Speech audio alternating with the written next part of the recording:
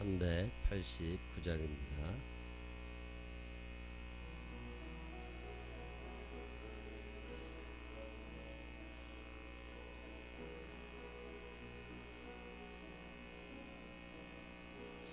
내게로 오라신 주님의 말씀을 따라 나와서 내 몸과 마음을 주께 드리리. 주여 받아주소서.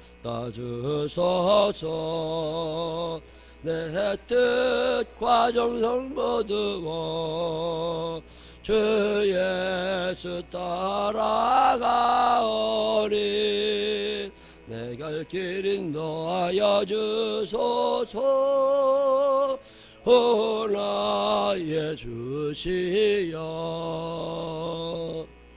내 맘에 주의 성령 오셔서 정결케 하여 주시고 주님의 귀한 성전 사부사 항상 계시옵소서. 나 주님 품에 안기어 늘 충성하며 살리리. 내 갈 길 인도하여 주소서. 오 나의 주시여. 내 참된 친구 되신 구주여 나에게 임재하시사. 이 세상 끝날 되어 숨질 때 주여 함께하소서. 나 주님 품에 안기어 자만식 영생 누리리. 내 갈 길 인도하여 주소서. 오 나의 주시. 3절합니다. 내 참된 친구 되신 구주여 나에게 임재하시사. 이 세상 끝날 되어 숨질 때 주여 함께하소서. 나 주님 품에 안기어 자만식 영생 누리리. 내 갈 길 인도하여 주소서. 오 나의 주시여. 아멘. 사도신경으로 신앙 고백하겠습니다. 전능하사 천지를 만드신 하나님 아버지를 내가 믿사오며 그 외아들 우리 주 예수 그리스도를 믿사오니 이는 성령으로 잉태하사 동정녀 마리아에게 나시고 본디오 빌라도에게 고난을 받으사 십자가에 못 박혀 죽으시고 장사한 지 사흘 만에 죽은 자 가운데서 다시 살아나시며 하늘에 오르사 전능하신 하나님 편에 앉아 계시다가 저리로서 산 자와 죽은 자를 심판하러 오시리라. 성령을 믿사오며 걸어간 공회와 성도가 서로 교통하는 것과 죄를 사해 주시는 것과 몸이 다시 사는 것과 영원히 사는 것을 믿사옵나이다. 아멘. 오늘은 누가복음 3장 23절부터 마지막 절까지 읽겠습니다. 누가복음 3장 23절부터. 예수께서 가르치심을 시작하실 때에 30세쯤 되시니라. 사람들이 아는 대로는 요셉의 아들이니 요셉의 위는 헬리요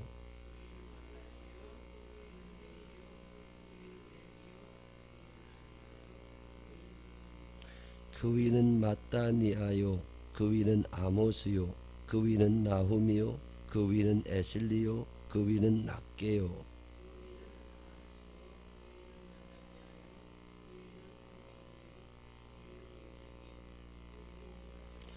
그 위는 요하나니요 그 위는 레사요 그 위는 수룹바벨이요 그 위는 스알디엘이요 그 위는 네리요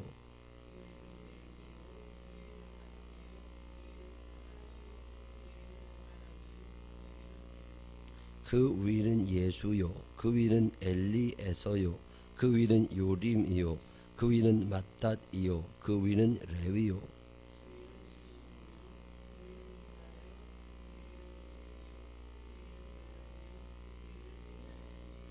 그 위는 멜레아요, 그 위는 맨나요, 그 위는 맏다다요, 그 위는 나단이요, 그 위는 다윗이요.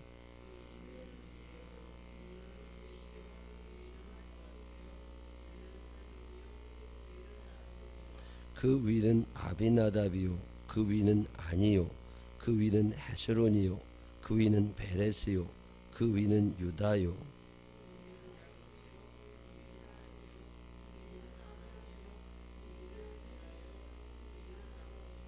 그 위는 수룩이요, 그 위는 루요, 그 위는 벨렉이요, 그 위는 헤보요, 그 위는 실라요.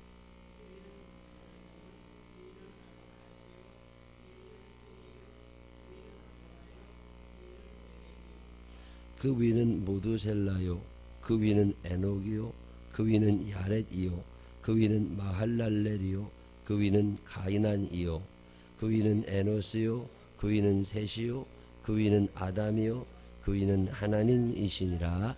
아멘. 살아계신 하나님의 은혜가 우리 모두 함께 하시기를 주님의 이름으로 축원합니다. 오늘이 많이 추운 날이라고 그러죠. 따뜻하게 입으세요. 마스크도 하시고 모자도 쓰고. 날이 너무 추우면 머리가 깨져요. 머리가 깨져서 털모자를 꼭 써야 돼요. 제가 저 몇 년 전에 카자흐스탄에 거기 바블루다를 갔더니 거기는 날이 워낙 춥잖아요. 영하 40도. 그 도시 중앙 시청 앞에 큰 온도계가 붙어 있어요. 늘 사람들이 지나가면서 오늘 몇 도인가 그거 보고 그러는데 그 해는 유난히 따뜻해서 영하 뭐 20 몇 도쯤 됐을 때 저희 갔던 기억이 있는데 제일 많이 잃어버리는 게 모자랍니다. 사람들이 지나가잖아요. 그럼 이렇게 2층에도 계단으로 이렇게 올라가면 위에서 사람이 손이 툭 와가지고 모자를 쭉 가져옵니다.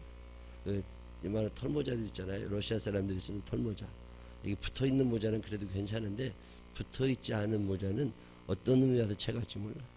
날이 하도 춥고 가난하니까 그 또 모자가 비싸요. 그 모자 쓰고 다니면 부자들입니다. 가난한 사람들은 두툼한 털모자를 못 쓰니까 다 훔쳐요. 이렇게 차 타고 가다가 내리면서 확 뺏어가 버리고. 아니 뭐 다 훔쳐서 사니까 없으면 훔쳐서라도 살잖아요 사람들. 자동차도 스노우 타이어가 아니면 못 가죠. 우리 박명신 선교사님도 지난번에 차는 어떻게 구입을 했는데 스노우 타이어가 없어가지고 차를 못 끌고 다닌다고. 눈이 오면은 그게 내년까지 안 녹으니까. 스노우 타이어 한 4짝 다 바꾸려면 돈 100만 원 들죠. 근데 그거 이제 우리가 보내줬는데 그 추운 나라 사람들 모자 꼭 씁니다. 왜냐면 머리가 추우면 아파요. 그리고 이게 뇌 기능이 뚝뚝 떨어집니다. 근데 모자 쓰고 다니시는 거 창피한 거 아니에요. 모자도 좀 쓰고 이쁘라고 쓰고 다니는 사람도 있어. 못생겨서 가리느라고 쓰는 사람도 있고. 하여튼 그래도 모자를 좀 쓰고 다니시는 게 조금 낫다고 그러니까 너무 추운 날은 밖에 돌아다니실 때 모자 쓰시는 것도 괜찮겠다 싶어요. 그래도 우리나라는 모자 안 훔쳐가잖아. 걔네들은 다 훔쳐가요. 뭐 쓰고만 다니면 훔쳐. 저는 성경을 읽다가 막 읽기 싫어 이런 데 나오나. 누가 위가 누구고 누구를 낳았고 그에 따라 무슨 상관이 있다고 말이야. 이런 건 써놔가지고서. 그래도 누가복음은 조금 나아요. 짧게 나오니까. 마태복음은 이거보다 조금 길죠. 마태복음은 1장부터 족보가 나와요. 마태복음은 4장에 이제 예수님 시험 받으신 얘기가 나오는데 누가복음은 3장에 족보가 나오고 4장은 똑같이 다음 주 월요일 날 읽으셔야 될 부분은 예수님 시험 당하신 부분도 나오죠. 그래도 신약은 나아요. 구약 성경에 보면 뭐 알도 못하는 사람들 잔뜩 이름 써놓고서 그 나보고 뭐라고 그러지 말이에요. 그거 좀 아이씨 이런 건 좀 읽다가 그냥 이 발음도 안 되는 사람들 이름 너무 많고 우리나라는 그래도 할아버지 이름을 손자한테 쓰는 경우는 별로 없어요. 근데 이 유대 사람들은요 단어가 몇 개 안 되니까 할아버지 이름을 아들에다가도 쓰고 증조 할아버지 이름을 아들에다가 쓰고 이름이 같은 사람들이 참 많아요. 이 족보를 기술할 때 이게 사실이냐? 그건 모르죠. 그 당시 이게 문서가 있어서 지금처럼 족보를 가지고서 쫙 이렇게 대대로 내려오는 그런 게 있는 건 아니거든요. 이게 정확한 거냐? 그것도 아주 헷갈려. 여러분 고조 할아버지 성함 아세요? 증조 할아버지 성함 아세요? 대부분은요 고조 할아버지 이름 모릅니다. 그 위에 현조라고 그러죠. 현조 할아버지 이름 아세요? 모릅니다. 5대, 6대, 7대, 8대, 9대, 10대조 할아버지 이름 아는 사람이 어디 있어요? 없습니다. 근데 여기 보면요 요셉, 예수님의 아버지 요셉부터 시작해가지고서 그 위는 누구다, 그 위는 누구다 해가지고 하나님까지가. 그러면 이게 몇 년이에요 보통? 다윗에서부터 아브라함까지가 1000년 봅니다. 요셉에서부터 다윗까지가 1000년 봅니다. 그럼 요셉에서 다윗까지 1000년, 다윗에서 아브라함까지 1000년. 그리고 학자에 따라 다르긴 하지만 거기서부터 저 위 노아 에덴 동산까지 2500년 이상 보는 사람이 별로 없습니다. 뭐 인류학자들은 몇만 년 그러지만 그거는 전혀 근거가 있는 건 아니잖아요. 그냥 지게 됐는데 그렇게 찍혔다는 거지. 기계가 또 얼마나 정확한지 모르지만 만년이라는 게 얼마나 긴 세월인 줄 아세요? 1000년도요 어마어마. 조선시대 이성계부터 순종왕까지가 500년입니다. 조선시대가 500년. 근데 그게 2번 지나가야 1000년이에요. 그 500년 동안도 어마어마한 일이 일어나고. 여러분 조선시대 왕들 이름 다 외우세요. 500년 동안. 그런 사람 많지 않죠. 1000년, 2000년, 4000년의 계보를 다 알아. 그거는 아니죠. 그러면 여기 나와 있는 이 아저씨들은 누구예요? 그냥 적어놓은 사람들인지도 몰라. 증거는 아무것도 없어. 그냥. 그래서 이름이 몇 개 아는 사람이 없으니까 또 나오고 또 나오고 또 나오고 그래. 이게 역사적으로 사실이냐라고 물으면 난 아니라고 봅니다. 이거 역사적 사실이 아니에요. 유대인들은요 족보를 만들 때 내가 우리 아버지 이름을 기술하지 않아요. 할아버지 이름을 쓰지 않고요 대표자 이름을 적습니다. 우리 아버지는 시원찮아. 우리 할아버지도 별거 아니었어. 근데 우리 증조 할아버지는 이름 깨나 날렸어. 그러면 쓸 때 이구영의 위는 그 증조 할아버지 이름을 씁니다. 그러면 2세대는 없어져 버렸어. 이해가 되셨어요? 사실적 혈연관계에 의한 기술이 아니라 어떤 인물별 기술이 족보입니다. 근데 여기에 나오는 사람들이 그 위는 누구요? 그 위는 누구요라고 쓰는 이유가 있을 거 아니에요. 누구의 아들은 누구요? 누구의 아들은 누구요? 이게 아니잖아요. 이 위라고 하는 말은 아들이 아니라는 말입니다. 여기서 요셉의 아버지 이름이 누구냐? 요셉의 아버지 이름이 누구냐라고 물으면 요셉의 아버지가 헬리냐? 아닐 수도 있어요. 증조 할아버지일 수도 있고 고조 할아버지일 수도 있습니다. 무슨 말씀인지 아시죠? 이게 바로 윗대를 말하는 게 아니에요. 그래서 위라는 단어를 써요. 아들은 아니에요. 이게 뭔가 자기 가문 중에 유명한 사람 한두 사람. 자, 우리나라 단군으로부터 지금까지 만약에 내려왔다고 그러면 그게 기껏해야 2500년밖에 안 되는 거잖아요. 2000 몇백 년인데 그동안에 여러분의 조상들의 이름 몇 명쯤 아세요? 그 사람들 2000년 동안 여러분의 조상들의 이름 단군에서부터 나까지 오는 동안 쫙 이름을 아무리 많이 기억해도 100명 기억할 사람 없습니다. 그럼 2000년 동안 100명이면 한 사람당 200년씩 살아요. 20년 이상 쭉. 그 사람은 그렇게 많이 기억 못합니다. 여기서 말하는 이 이름들은 그의 바로 위에 아버지가 아니라 몇 대 걸쳐서 유명했던 사람들의 이야기를 쭉 적어놓은. 자, 그러면 이런 작업을 왜 하느냐는 거예요. 역사적 신빙성도 별로 없고 그 바로 위에 아버지도 아닌데 이런 얘기를 뭐로 이렇게 굳이 써놓느냐는 거죠. 족보라고 하는 것은 여러 가지 의미가 있습니다. 족보의 여러 가지 의미 중에 하나는 역사와 전통이죠. 우리 집안이 명문 가문이라는 거. 그거 얘기하려고. 그러면 옛날 뿌리라는 영화가 있었는데 아프리카 뿌리 쿤타킨테 그 뿌리는 그 명문 가문도 아닌데 그걸 왜 거기다 쫙 조상을 파헤치고 그런 짓을 뭐로 해요? 꼭 명문 가문이기 때문에 하나요? 그런 건 아닐 수도 있죠. 우리 족보가 너무 대단해서 발표하는 경우도 있지만 어떤 사람들도 족보는 다 가집니다. 그 족보라고 하는 것은 역사를 얘기하는 거거든요. 우리 가문이 어떤 역사를 가지고 있는 줄 아느냐. 그 역사의 뿌리를 쭉 캐면서 지금 뿌리라는 책에서 얘기하고 있는 것 중에 하나가 뭐냐면 우리가 지금은 미국이라는 사회에서 노예로 살아가고 있다. 흑인이라는 사람들 자체가 천시받고 억울하게 누명을 쓰기도 하고 총에 맞아 죽기도 하고 그러면서 살아가기는 하지만 우리의 뿌리를 쭉 찾다 보니까 그게 아프리카드라는 거예요. 아메리카 대륙이 아니라 아프리카드라는 거예요. 그 아프리카에서 적어도 우리의 조상들은 남에게 억압받는 민족이 아니었다. 우리는 스스로 주권을 가지고 있었던 자유인들이었다. 자기 조상들에 대해서 창피했지만 역사를 자세하게 써나가죠. 그러면서 많은 사람들에게 우리도 저 백인들과 똑같은 하나님의 백성이다. 이 얘기지 하는 거잖아요. 오늘 이 족보가 여기에 왜 있을까? 여러 가지 이유가 있겠죠. 마태복음은요. 아브라함과 다윗의 자손 예수 그리스도의 족보라 이렇게 시작해요. 마태복음은 예수님의 이야기를 마태라는 사람이 썼어요. 마태라는 사람이 쭉 적는데 모든 책에는 독자층이 있습니다. 이 책을 누가 읽을 거냐는 거죠. 자, 경제학 원론이라는 책을 썼어요. 여러분들이 그 책 읽어요, 안 읽어요? 가정주부들이 그 책 읽을 리 없습니다. 책을 쓸 때는 독자가 머릿속에 있는 거예요.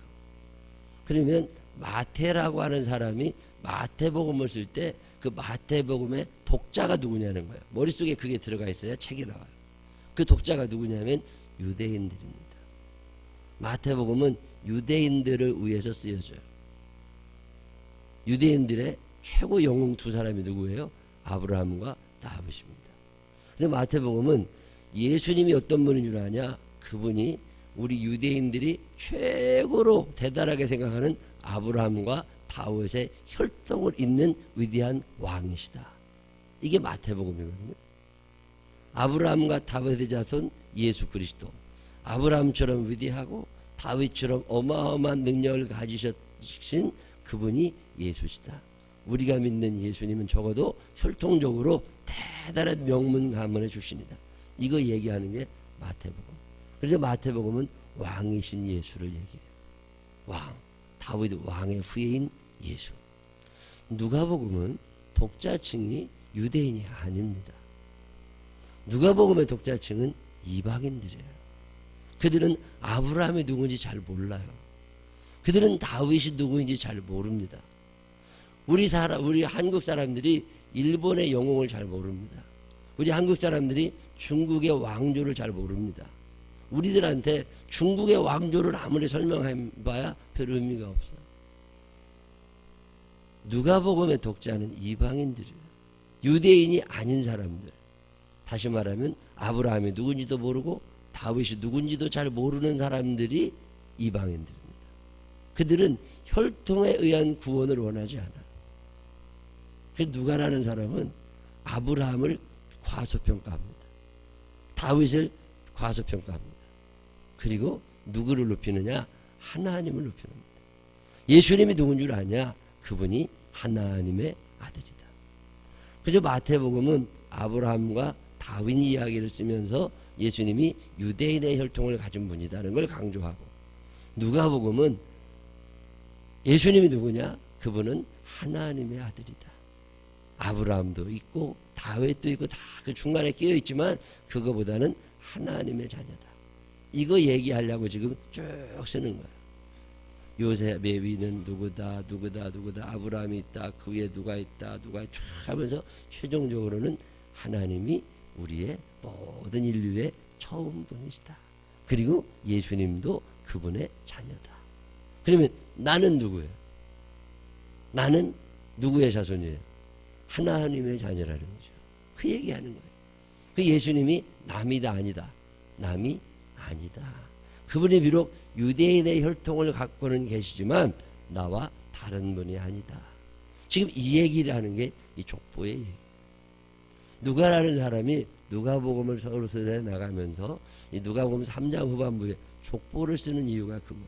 우리가 남이 아니라는 거예요. 한 하나님의 자녀라는 거죠.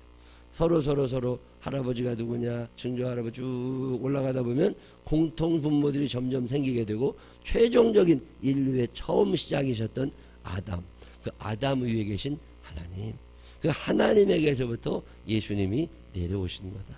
그러니 그분이 남이냐? 아니라는 거죠. 우리 식구라는 거예요. 한 가족이라는 거예요. 그 얘기하는 거예요.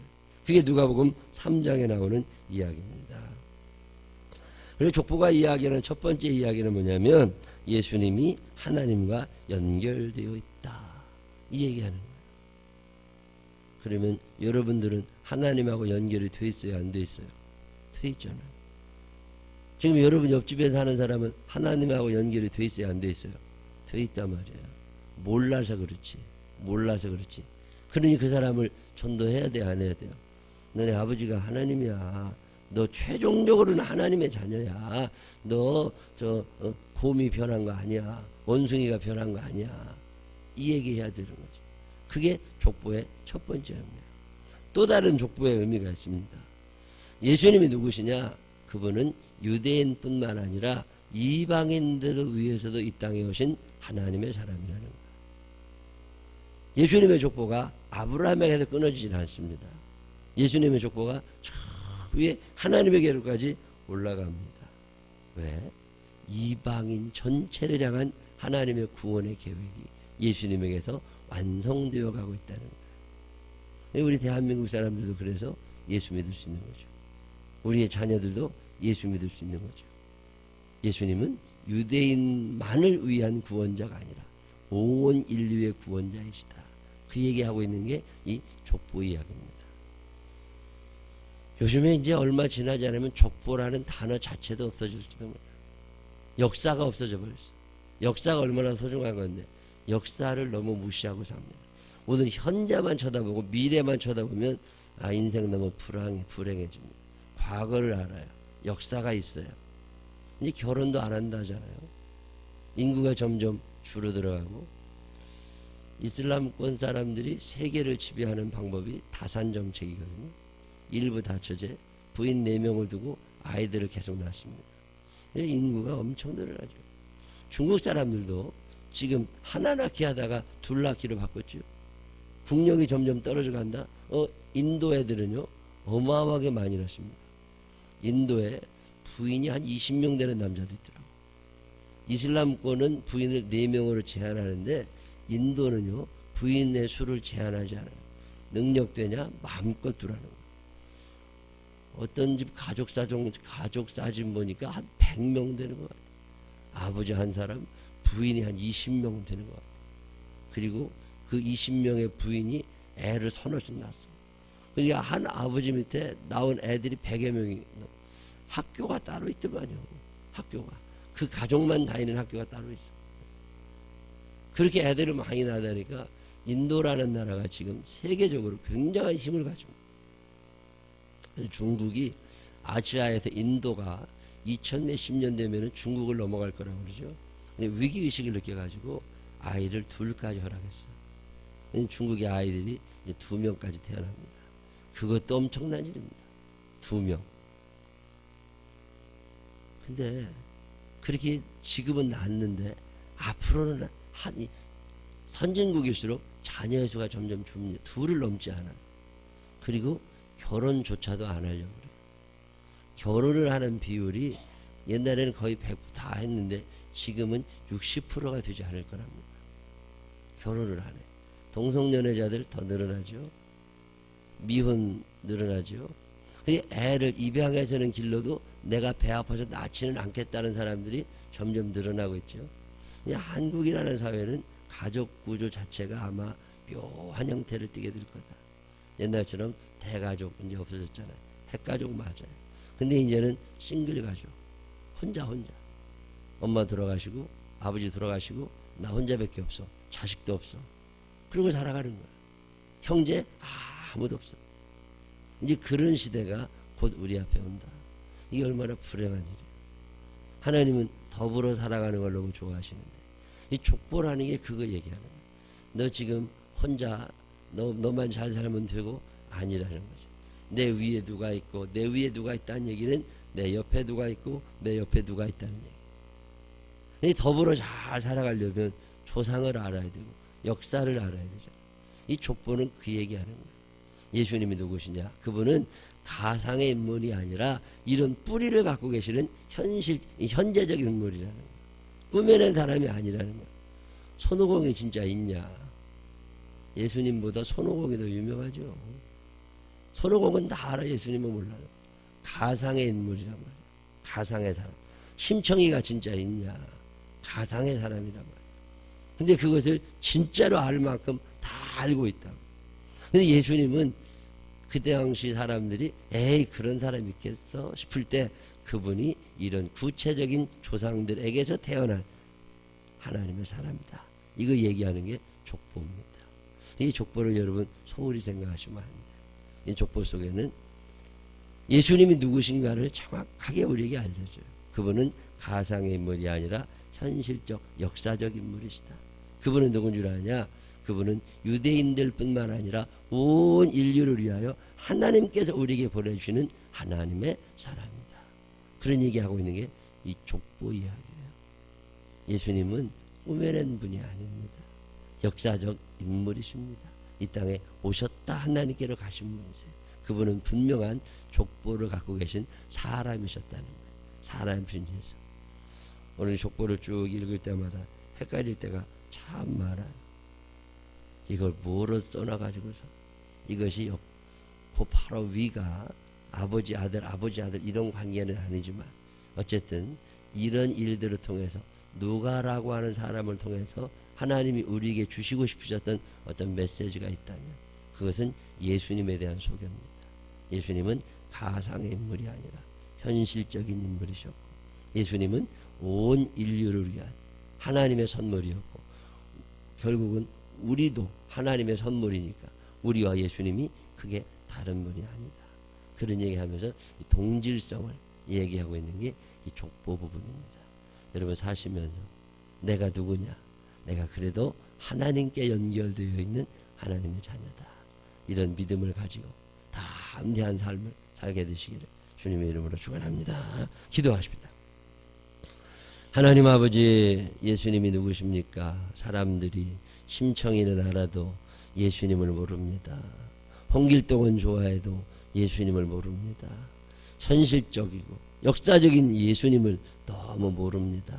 온 인류를 위하여 이 땅에 오셨던 그분 예수 하나님 늘 마음에 기억하며 살아가게 하여 주시옵시고 예수님이 남이 아니라 우리와 똑같은 하나님의 자녀이었음을 기억하게 하여 주옵소서. 우리도 예수님의 삶을 흉내내며 살아갈 수 있도록 인도하여 주시옵시고 그 역사를 그 과거를 잘 마음에 담아 오늘 현재와 미래를 살아갈 수 있는 우리들이 되게 하여 주시옵소서. 우리 조상들 중에 있었던 위대한 인물들 기억하게 하여 주시옵시고 그들의 삶을 흉내내며 살아가는 우리가 되게 하여 주옵소서.